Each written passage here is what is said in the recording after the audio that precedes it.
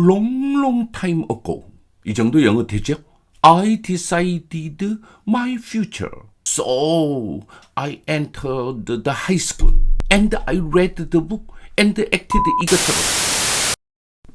오늘은 합격을 부르는 학교생활기록부 3대 원칙에 대해서 말씀을 드리려고 그럽니다.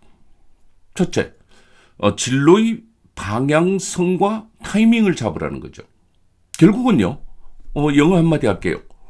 long time ago. 이 정도 영어 되죠? I decided my future. So I entered the high school and I read the book and acted 이것저것. 오케이? 이렇게 말할 수 있어야 학교생활기록부 종합전형에서 성공할 수 있습니다, 여러분. 그렇다면 나중에 바꿀 땐 바꾸더라도 일단 첫 번째로 나의 진로의 방향성과 타이밍을 일찍 잡는 것이 대단히 필요하다. 이 말씀을 첫 번째로 강조를 해드립니다. 적어도 고등학교 입학하기 전, 입학했다고 하면 1학년 1학기 과정에서 자신의 진로 결정 부분, 방향성은 잡아야 한다고 봅니다. 물론 이때에 너무 전공에 대해서 폐쇄적으로 집중해서 내가 그 전공을 잘 해야 된다라고 생각할 필요는 없습니다. 많은 대학 관계자들은 전공이라는 말보다는 계열이라는 말이 더욱 적절한 것으로, 그러니까 좀 넓게 봐준다는 거죠.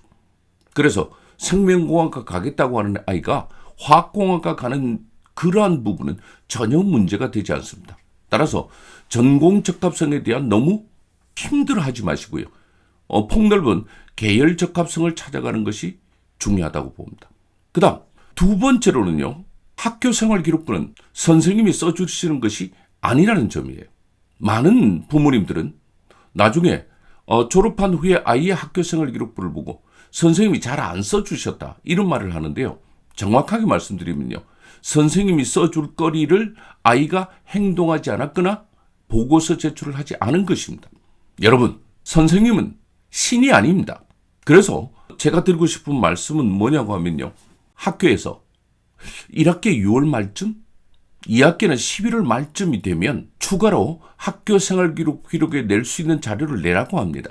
이때 시기를 놓치지 않고 활동보고서 또는 소감문 같은 것을 적극적으로 내는 것이 대단히 중요합니다. 부모님들께서는 학교생활기록을 아직도 옛날 스타일, 즉 뭡니까? 옛날에 어머님, 아버님들이 학교 다닐 때 어떻게 써주셨어요, 담임 선생님? 위학생은 천성이 게으르고 도벽이 있으며 남 괴롭히기를 즐겨하고, 이러면 취업이 안 됐습니다. 요즘 학교생활기록부 그렇게 쓰지 않습니다.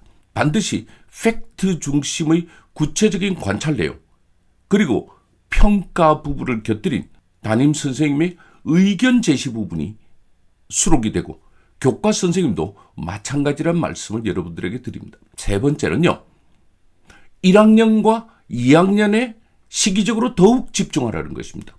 학교생활기록부에 요즘 교사 추천서를 내지 않으니까요, 맨 마지막에 있는 담임 선생님의 행동 특성 및 종합 의견이라는 난을 대학은 굉장히 소중하게 살펴봅니다. 이거 500자로 적게 되어 있습니다. 그런데 1학년, 2학년, 3학년이 끝났을 때 적게 되어 있거든요. 그런데 3학년이 되면 수시 모집의 원서를 9월 달에 쓰게 됩니다. 그렇기 때문에 사실 우리 아이를 가장 잘 알고 적극적으로 내 의사표현도 많이 할 수 있는 고등학교 3학년 담임 선생님은 우리 아이가 원서 쓸 때까지 행동 특성 및 종합 의견을 단 한 자도 쓸 수 없어요. 왜? 3학년이 아직 끝나지 않았거든요. 그 이야기를 거꾸로 말씀드리면 어떻게 될까요? 결국 1학년과 2학년 담임 선생님이 써주시는 500자씩의 행동 특성 및 종합 의견, 이게 대단히 중요하다는 말씀을 드립니다. 그래서 1학년 때에 특히 담임 선생님이 진로 상담을 하려고 할 때 많은 남학생들이 선생님 좀 빨리 끝내주시면 안 돼요? 애들하고 축구해야 되는데요. 여학생은 와서 선생님이 한번 내 진로를 추천해 주세요. 이런 식의 이야기가 되어서는 아니 된다고 하는 것입니다. 첫 번째 원칙이 뭐라고 그랬죠? 진로의 방향성과 타이밍이라고 그랬습니다. 두 번째는 뭐라고 그랬습니까? 학교생활기록부의 기록은 담임 선생님이 임의로 써주시는 것이 아니라 나의 활동 보고서와 소감문을 바탕으로 한 팩트 중심의 기록이라고 하는 걸 잊지 마시고요. 기회가 왔을 때 적극적으로 참여하시길 바라고요. 마지막으로는 행동 특성 및 종합 의견은 2학년, 특히 1학년 담임 선생님 두 분이 써주시는 것이 3학년 담임 선생님이 써줄 수 없는 현실적 입장에서 대단히 중요한 실질적인 추천서 역할을 한다는 것을 강조하면서 지금이라도 늦지 않았습니다.